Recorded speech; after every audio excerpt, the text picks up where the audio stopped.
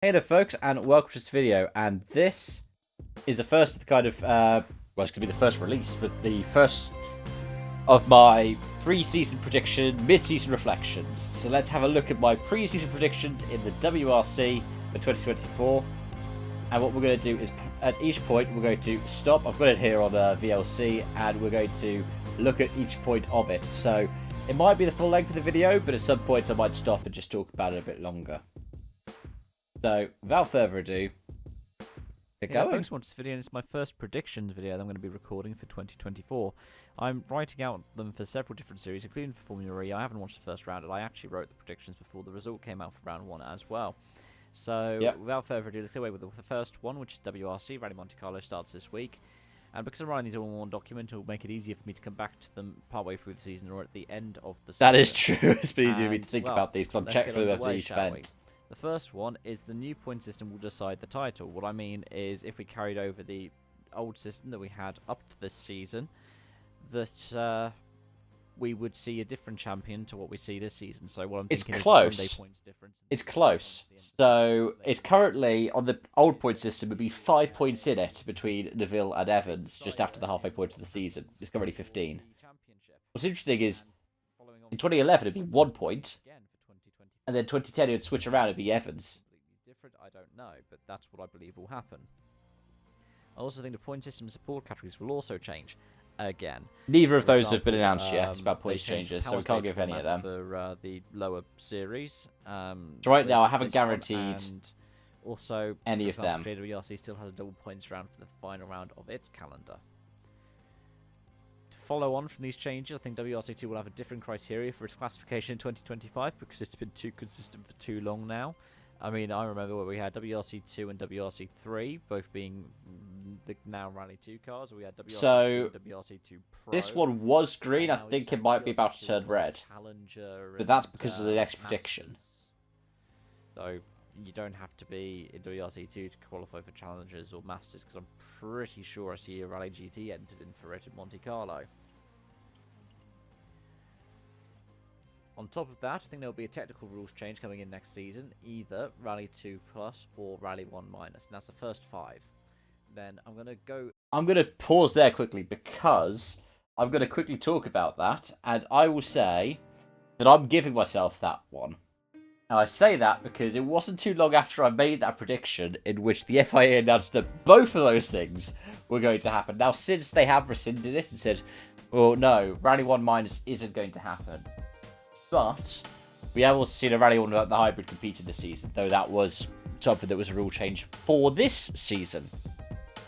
I will say, because we had the announcements of both, which then got rescinded after massive blowback, then I'm going to give myself the point to that one. And that's going to be one that I will argue until the end of the season.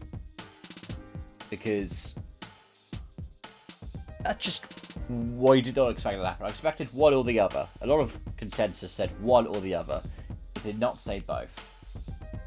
So, yeah, I'm going to go for that one, which means that out of those first 5, I've got 1 guaranteed. Let's get on to the next ones, shall we? See what we've got in store. Two predictions for wins.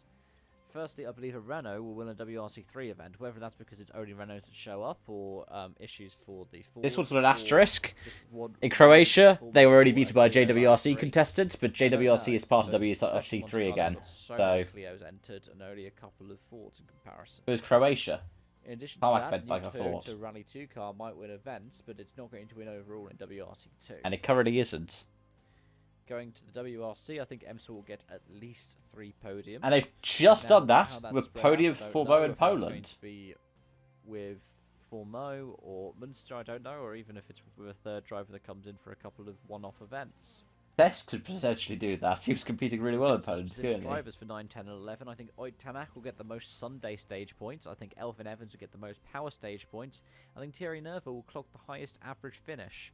The reason being is because I don't know about Tanak these ones. is usually really fast on Sunday, especially if he has a rotten Friday or Saturday. Tanak definitely on the Evans Sundays. Always been up at the top when it comes to the power stage, and with Color of Para not running full time, and Ogier not running full time, it makes it easier for Neville's done better on the power stages this season, though. Managed to get so many podium finishes last season, whereas if you do a super rally, I'm going to count that towards it. So if you end up super rallying all the way through a Friday, for example, and you cruise through a Saturday, so then you end up finishing like 30th place, that will count towards. Because Neville had Sardinia, didn't he?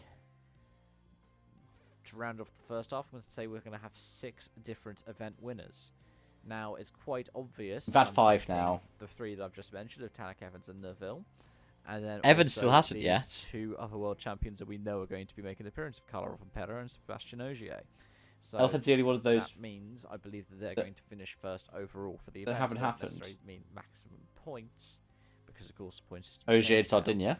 But I think they will be the event one on winners. the Saturday, Metallic on the Sunday. The one, it'll be or Lappy, the sick person. That 4, sixth one was Lappy. Katsuta. It could be any one of the 3 Hyundais that is sharing that 3rd car. He didn't get the most points from that, did I'm he? going to predict 3 podiums for this season: Kenya, Finland, and Japan. Kenya, yes. And Number I'm going to 40. pause quickly because he was so close in Sweden. And he's been really good in a few other events. But Sweden, like, he nearly won it. I was constantly like, should I have picked Sweden? And then when he went off, I was like, I'm very glad that I didn't, because this one is still going. I think that those 3 are still the best ones. Be bold. Hyundai are going to do the double. They'll manufacture. They currently are, but only just.